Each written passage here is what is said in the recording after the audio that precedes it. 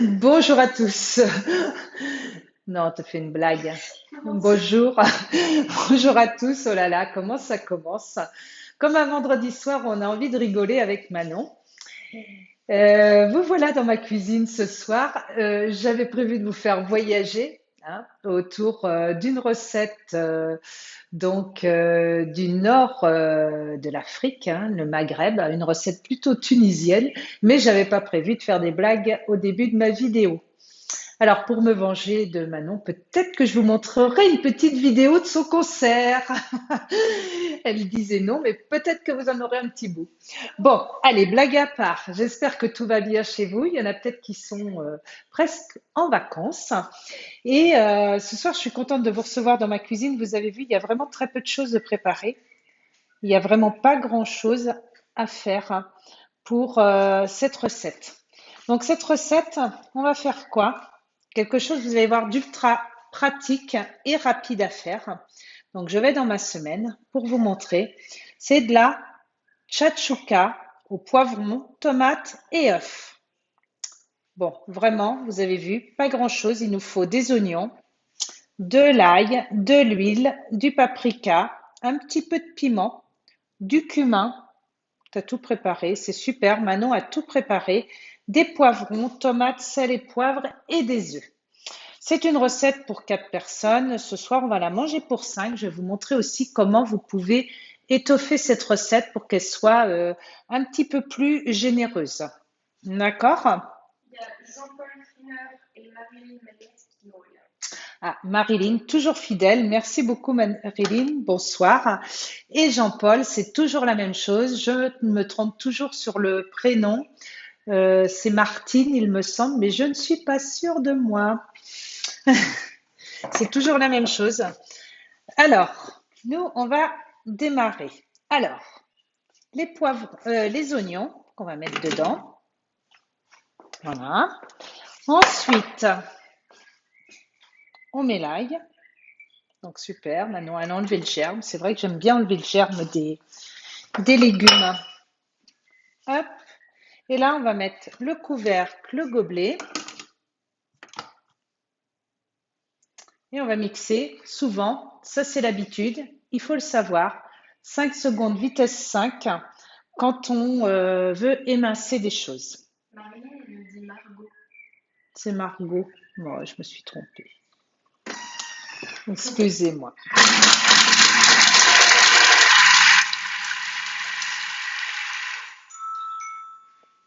J'avais retenu Martine, c'est vrai. On se voit pas souvent, hein. Manon a parlé d'aller en vacances en Alsace. Bah, peut-être qu'on viendra vous voir. Et là, je me rappellerai de votre prénom. Alors, regardez ce qu'on a donné. Ça donne toujours la même chose, super facile.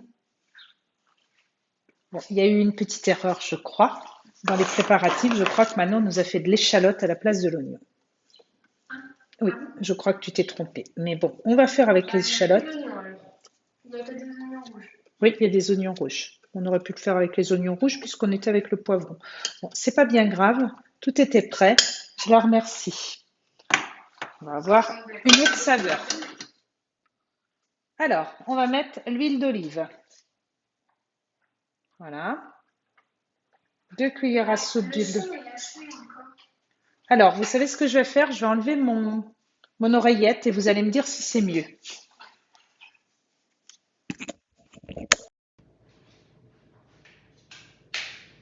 Alors, vous allez me dire si c'est mieux comme ça. On a mis l'huile d'olive.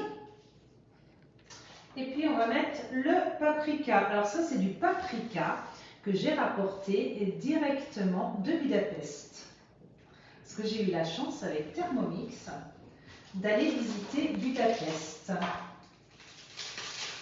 C'était un voyage magnifique avec mes collègues. J'ai des collègues qui m'écoutent, elles s'en rappellent. Alors, vous voyez, avec la petite. Alors, le paprika, c'est vraiment quelque chose de super bien parfumé. Ah, apparemment, c'est beaucoup mieux le son.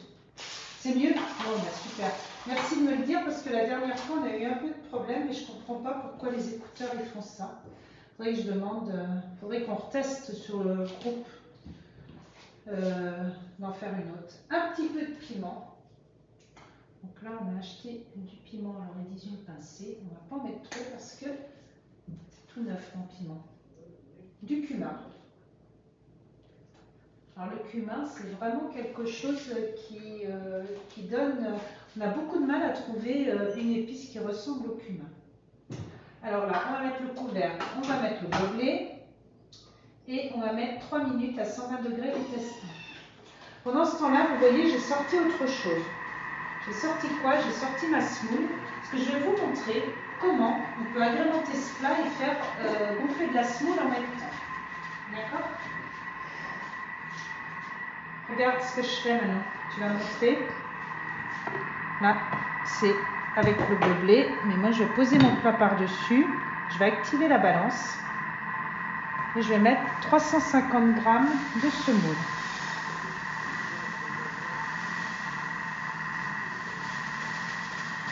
Il faut que tu parles plus fort à mon avis. D'accord. Ah oui, parce qu'avec le bruit du Thermomix, peut-être, vous avez raison. On va mettre un petit peu d'huile d'olive. Celle-ci qui est toute jolie, qui arrive directement du sud, de mon week-end dernier. Un peu d'huile d'olive, on va mettre du sel, du poivre. Et on va bien mélanger pour que l'huile... Donc là, je vais remettre mon gobelet. Hop, hop. On va bien mélanger à la fourchette. Moi, j'aime bien mélanger à la fourchette. Donc, on mélange tout. Et puis, on rajoute ensuite de l'eau. Et on va laisser gonfler. Donc, laisser gonfler. En général, on rajoute à peu près la même quantité d'eau que de couscous. Alors, c'est de la semoule grain moyen. Ne prenez pas de la grain fine. Elle est très bien pour faire le pain marocain. Mais alors, pour cuire pour de la semoule de couscous, il faut vraiment le grain moyen. Vous voyez, c'est sympa parce que là, elle est bien mélangée avec l'huile. C'est parfait.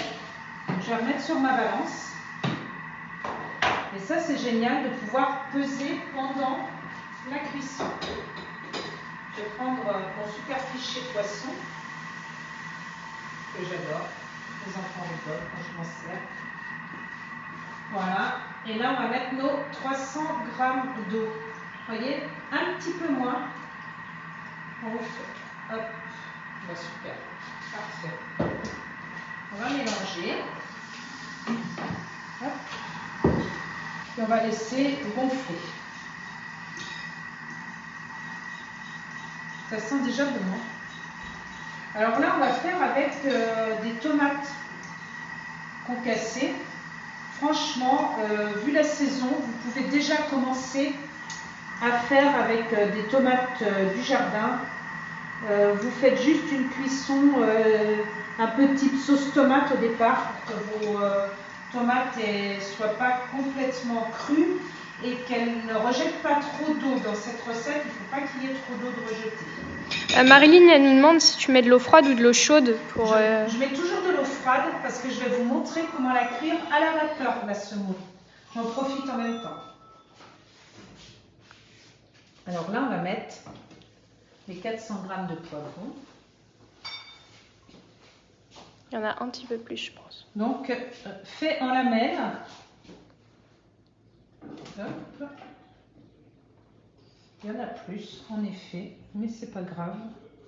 Et il en reste là-bas aussi. Et il en reste, et je pense qu'on va tout mettre parce qu'on est un petit peu plus nombreux. J'ai une cliente ce soir, qu'est-ce qu'elle va faire? Eh bien, elle va venir goûter ce qu'on fait. Donc, Fanny va avoir le plaisir de goûter la recette ce soir. On va mettre les tomates.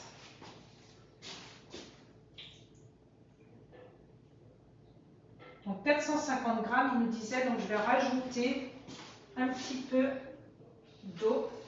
Ça va laver ma boîte. Et comme je veux faire cuire à la vapeur, la fonction Varoma, je rajoute toujours un peu d'eau. Voilà, allez. Je rajoute un peu d'eau. Et là, ils nous disent de mettre sel et poivre. Alors là, le sel, vous mettez vraiment à votre convenance. Pensez quand même que le sel, c'est un exhausteur de goût, donc il ne faut pas oublier d'en mettre. Moi, je trouve que c'est pas du tout la même chose de le rajouter après la cuisson. Je sais pas comment vous êtes, vous, et du poivre évidemment. Tout est inscrit, mais quand on sait, on passe facilement la recette. On met le couvercle, on met le gobelet. Et là, il nous demande de cuire 35 minutes à 100 degrés. Regardez, je vais sauvegarder la recette. Et moi, ce que je vais faire, je vais la mixer 5 secondes, vitesse 5. Voilà, 7 secondes, un petit peu plus, vitesse 5.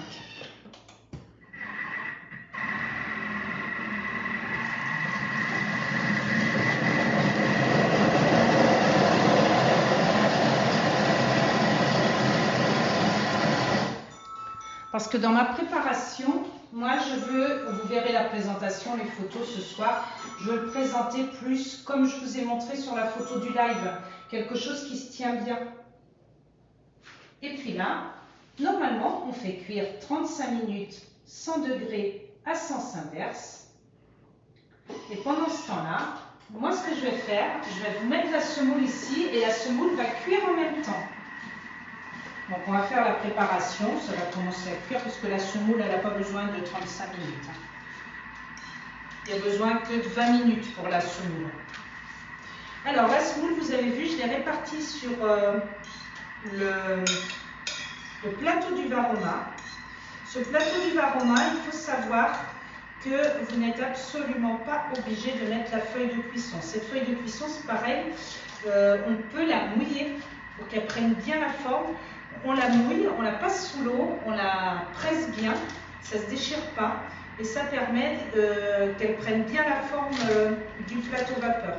Pourquoi je mets cette feuille de cuisson? C'est simplement parce que c'est beaucoup plus facile à nettoyer après. Par contre, les feuilles, les grains de couscous ne passent pas au travers.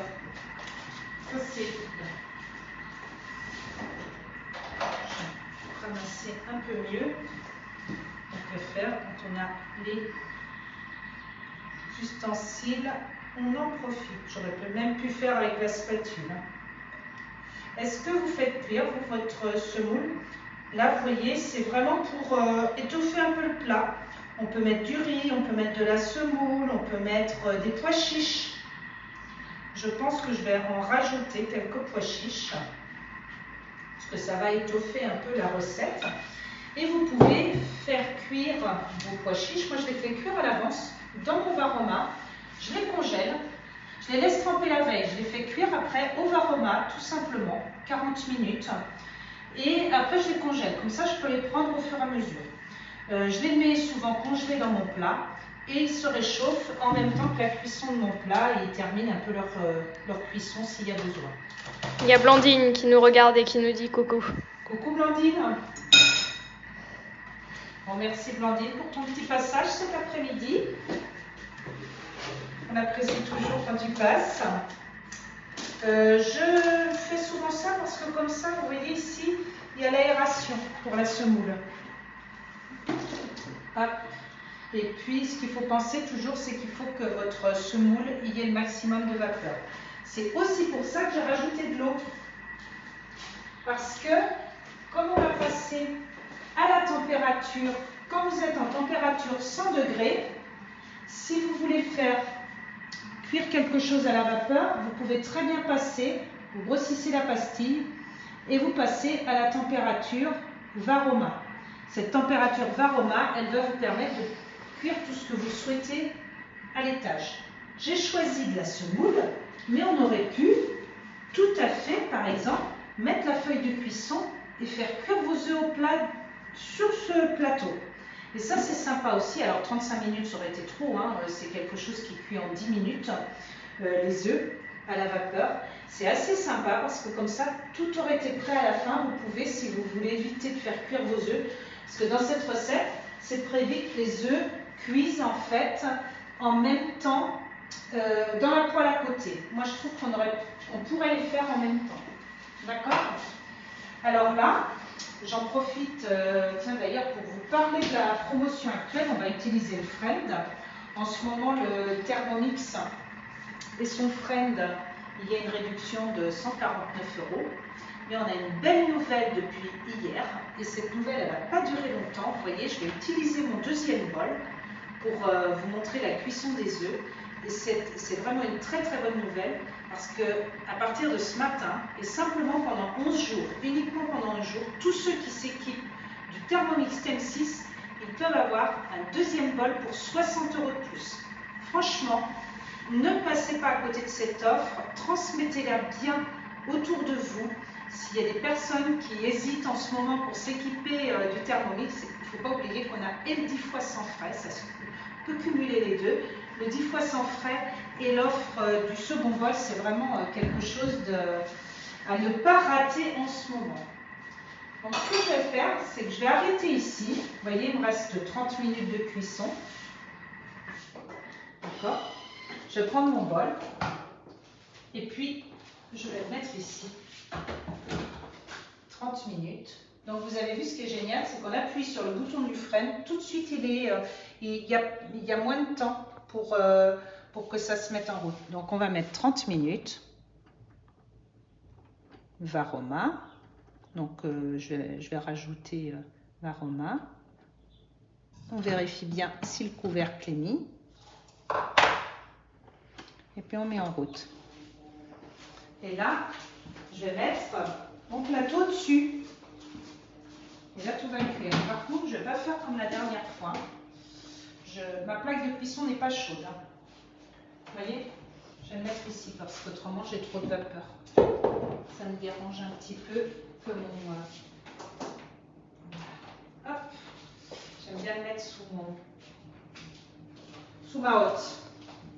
Donc là, vous voyez, c'est vraiment l'avantage là d'avoir soit le deuxième bol quand on veut, par exemple, vite, quand ça termine, on le garde au chaud, on fait cuire les œufs.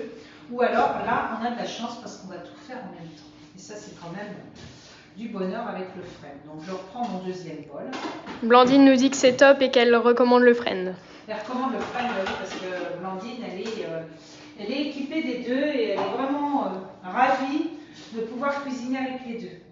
Donc quand on regarde la suite de la recette, après ils disent que au moment de servir, eh bien s'il y a besoin, on fait réchauffer notre préparation qui va être très vite prête en fait, hein, parce que là elle est en train de cuire tranquillement. Et puis on va avoir aussi donc la cuisson de la semoule, donc c'est vraiment parfait. Et puis dans la poêle, on va casser nos œufs, hein, on fait cuire avec un peu d'huile. Ou alors vous pouvez aussi mettre tous vos ingrédients là, à la fin, vous les mettez dans une grande cocotte ou dans une grande poêle ou dans un moule à tagine par exemple. Et vous pouvez faire cuire au four en cassant vos œufs dessus, directement vos œufs sur votre préparation. Ou alors, comme je vous disais, dans votre Varoma. Il y a quand même plein de solutions pour agrémenter et un peu de créativité dans cette recette. Nous, donc, on dit qu'on laisse cuire 3 minutes et puis dès que les œufs sont prêts, évidemment, on sert sans attendre. Moi, je vais vous montrer maintenant comment on va faire la cuisson des œufs sur le Thermomix. On va aller dans le programme parce que notre Thermomix TM6, donc la recette, on peut la faire dans le TM31, le TM5, le TM6. Par contre, la cuisson des œufs, elle est réservée au TM6 et nous, on va faire les œufs mi-mollets, c'est-à-dire le jaune sera liquide et le blanc d'œuf sera fixé. Donc, je vais mettre mes œufs dedans qui sortent du réfrigérateur. Parce que ces œufs, c'est très important qu'ils sortent du réfrigérateur parce que la température, elle est prévue en fonction de la fraîcheur des œufs. Donc, vous avez vu, je les mets directement dans le bol, sur les couteaux. Ouais.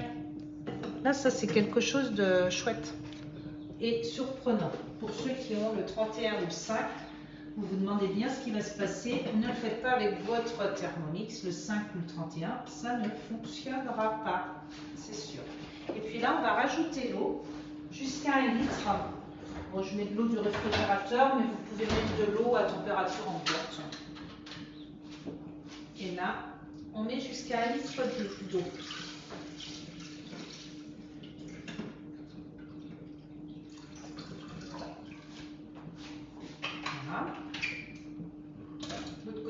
sent bon, ça cuit. Donc vous voyez, je devais faire cuire normalement vitesse mélangée, mais moi comme j'ai choisi de tout mixer pour faire ma préparation à la fin, et c'était surtout pour vous montrer que la recette, on peut vraiment la réaliser comme on aime. Je vais mettre mon gobelet, mon couvercle. Ah, alors, donc il faut aller un petit peu plus vite que ce que j'ai fait. On a dit qu'on allait faire mi-mollet. Mi-mollet, voilà. Hop, on va jusqu'à mi-mollet. Et là, ça y est, c'est parti, nos œufs vont cuire.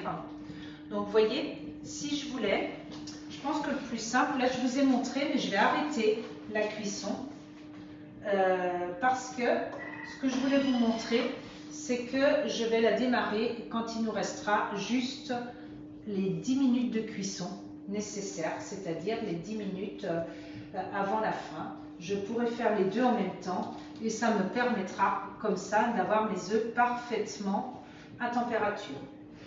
Dès que vos œufs ils sortent du plat, de la cuisson, dès que la cuisson sonne, il faut les sortir. Surtout, pensez à les sortir tout de suite parce qu'autrement vous allez retrouver des œufs bien trop cuits, c'est une évidence. Donc sortez-les tout de suite et passez-les sous un filet d'eau. Vous pouvez les mettre dans votre panier de cuisson par exemple et vous les passez sous un filet d'eau. Bon, vous vous doutez bien que quand tout va être cuit, eh bien Manon et moi on va vous faire encore une jolie préparation d'assiette, comme on aime vous faire. Et j'espère que cette recette elle vous a donné envie parce que c'est une recette de Tunisie. Sachez que sur Cookidoo vous allez pouvoir trouver plein d'autres astuces.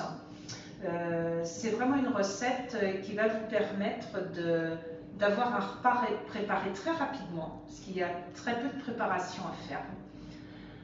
Je vous remercie d'avoir suivi le live. Si vous le regardez en replay, mettez un petit mot en disant que vous l'avez vu en replay. Dites-moi aussi si vous avez réalisé cette recette et puis les améliorations auxquelles vous pensez dans cette recette qui pourrait permettre d'avoir encore une recette plus gourmande. Encore un grand merci pour vos participations diverses. Je vous souhaite à tous un excellent week-end. Profitez bien. Je pense que la semaine prochaine, on va voyager vers un autre coin. Peut-être qu'on va aller vers l'Asie parce que j'avais envie d'une recette asiatique que je vais tester avec mes collègues dès lundi matin pour pouvoir vous la faire découvrir vendredi prochain. Je vous souhaite un excellent week-end. On espère qu'on va avoir le soleil et puis je vous dis surtout à très bientôt.